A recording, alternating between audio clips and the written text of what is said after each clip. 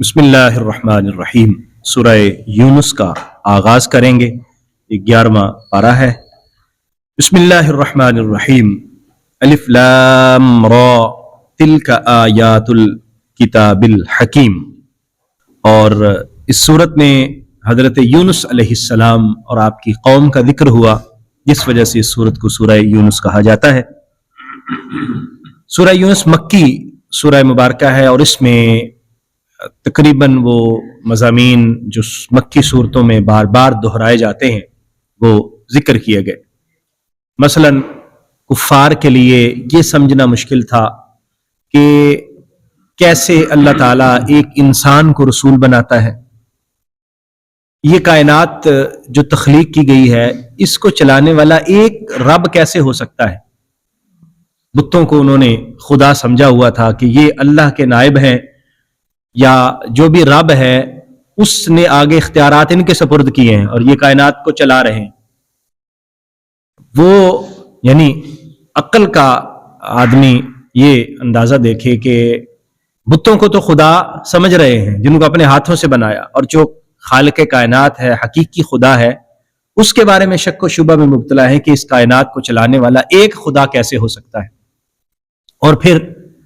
اللہ کی طرف سے کتاب کا نازل ہونا، یہ بھی ان کے لیے ایک بڑی اچنبے کی بات تھی کہ یہ کیسے ہے کہ اوپر سے وحی نازل ہوتی ہے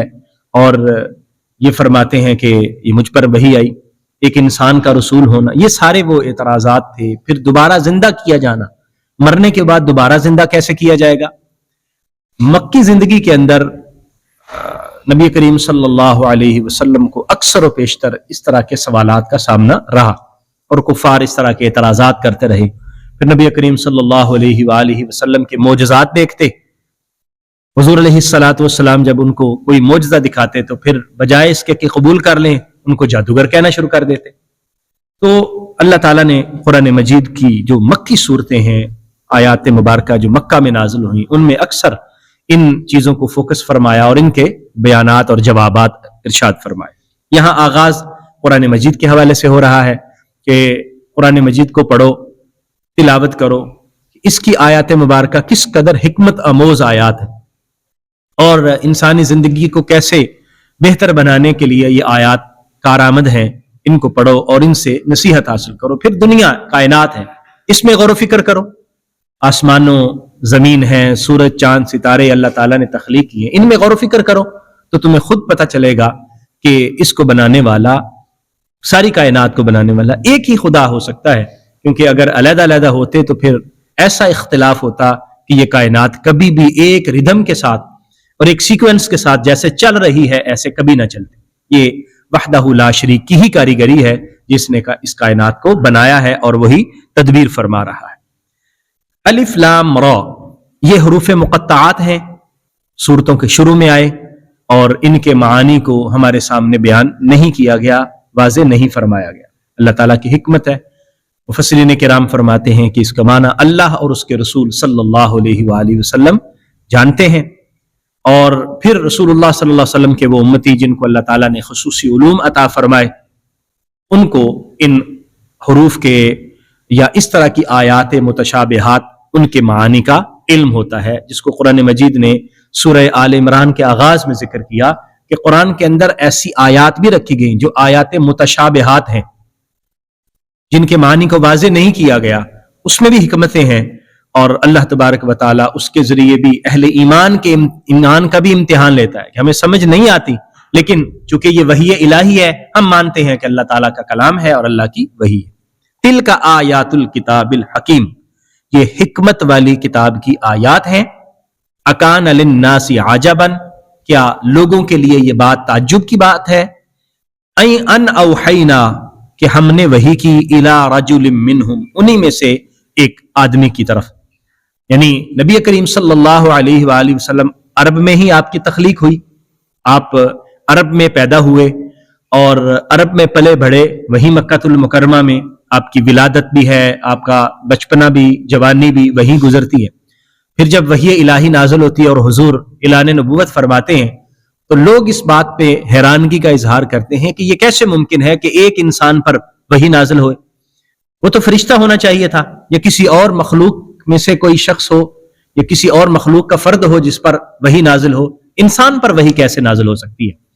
تو اس بات پر تعجب کا اظہار کیا کہ ایک شخص کی طرف وحی نازل ہوئی، اور اللہ تعالیٰ نے ان کو فرمایا انذر الناس کہ آپ لوگوں کو ڈرائیں، وبشر الذین اور خوشخبری سنائیں ان لوگوں کو، آمنوا جنہوں نے ایمان قبول کیا، ان لہم قدم صدق کہ ان کے لیے ایک بہترین عزت والا مقام ہوگا، عند ربہم ان کے رب کی بارگاہ میں، جو ایمان لے آئے اور اللہ تبارک و تعالیٰ کے حکم کو مانا، اللہ تعالیٰ ان کو ایک بلند ترین مقام عطا فرمائے گا اور اپنی بارگاہ سے انہیں خصوصی انعامات عطا فرمائے گا۔ قال الکافرون اور کافروں نے کہہ دیا ان ھذا لساحر مبین، یہ تو بہت بڑے کھلے ہوئے واضح جادوگر ہیں کہ جنہوں نے وحی کے آنے کا اعلان کیا اور جو یہ معجزات دکھا رہے ہیں، کبھی چاند کے 2 ٹکڑے ہو جاتے ہیں، کبھی سورج پلٹ کے واپس آ جاتا ہے، کبھی درختوں کو بلاتے ہیں، وہ درخت اپنی جڑوں کو اکھیڑتے ہوئے قریب آ جاتے ہیں، اور کبھی ایسا ہوتا ہے کہ کنکریاں کلمہ پڑھنے لگ جاتی ہیں۔ اس طرح کی جو باتیں دیکھ کر ایمان لانے کی بجائے انہوں نے حضور صلی اللہ علیہ وسلم کو نعوذ باللہ ساحر کہنا شروع کر دیا۔ ان ربکم اللہ الذی خلق السماوات والارض، فرمایا تمہارا رب وہی ہے، وہی اللہ ہے جس نے آسمان و زمین کی تخلیق فرمائی، فی 6 ایام 6 دنوں میں، آسمان و زمین کو 6 ادوار میں اللہ تعالیٰ نے تخلیق فرمایا، ثم استوى علی العرش، پھر اس نے عرش پر استوا فرمایا، یعنی عرش کی طرف اللہ متوجہ ہوا اور اس کا ارادہ